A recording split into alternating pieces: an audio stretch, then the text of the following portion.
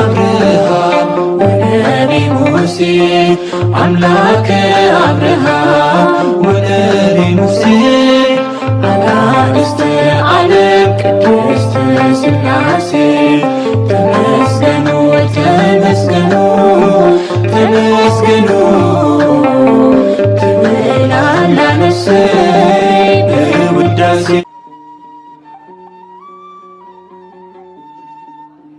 በስመ ሥላሴ በስመ አብ ወወልድ ወመንፈስ ቅዱስ አሐዱ አምላክ አሜን። ሰላም እግዚአብሔር አምላክ ምስኩላትኩም ይኹን።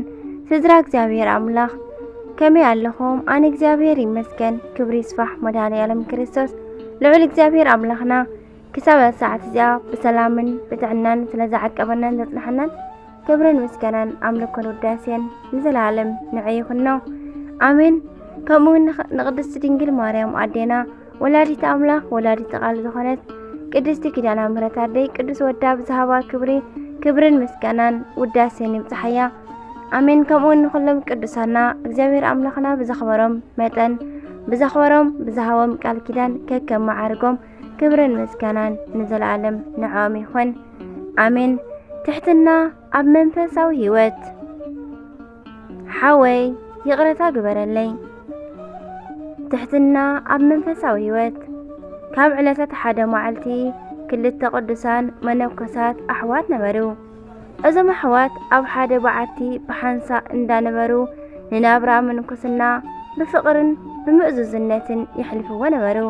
ኩሉ ግዜ ግና ትሕትናን መንፈሳዊ ዕብየትን ኣብ ዝበዝሓሉ ግዜ እቲ እንኮ ጸላእና ዝኾነ ሰይጣን ግን መመሊሱ እዩ ዝቁጣዕን ዝሓምምን ዝበሳጮን። ከም ኣመሉ ድማ ነዞም ክልተ ኣሕዋት ከመይ ገይረ ከበኣሶም ኣለኒ ብምባል ለይትን መዓልትን ብዘይ ምቁራጽ ይሓስብ ነበረ። ሓሲቡ እውን ስቓይ በለን። ብብዙሕ መንገድታት ከዓ ከውድቖም ፈተነ። እንተኾነ ምዃን ኣበዮ።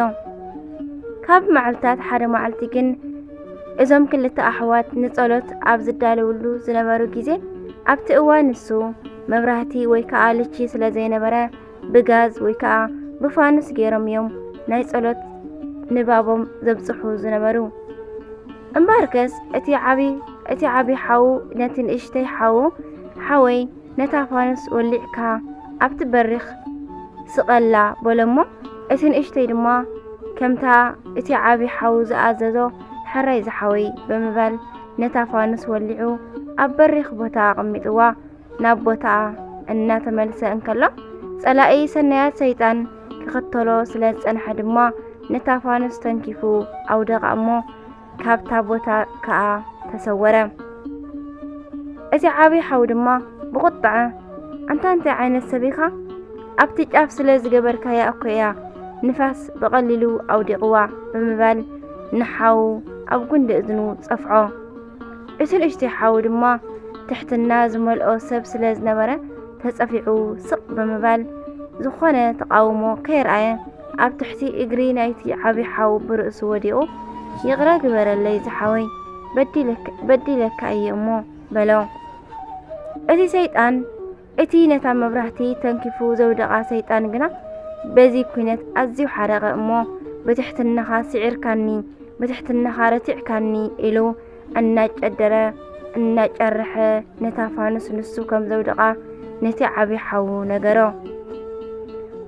እቲ ዓቢ ሓው ድማ ነዚ ምስ ሰምዐ ሰንቢዱ ንሱ እውን ብግንባሩ ተደፊኡ ሓወይ ይቕረታ ግበረለይ ብዘይ ወዓልካዮ ተሃዊኸ ፈሪደካ ወቂዐካ ጸፊዐካ ሕርቃነይ ክቆጻጽር ኣይከኣልኩን እሞ ኣምላኽ ከይገጽዓኒ ይቕረ በለለይ ኢሉ ኣብ እግሪ እቲ ንእሽተ ሓው ተደፊኡ ለመኖ።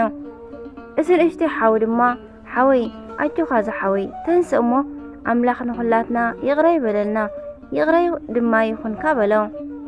በዚ ናይዞም ክልተ ኣሕዋት ትሕትና ድማ ሰይጣን ውዲት ስለ ዝተፈልጠ ሓፊሩ በኒኑ ካብቲ በዓቶም ወፀ። ካብኦም ድማ ረሓቐ።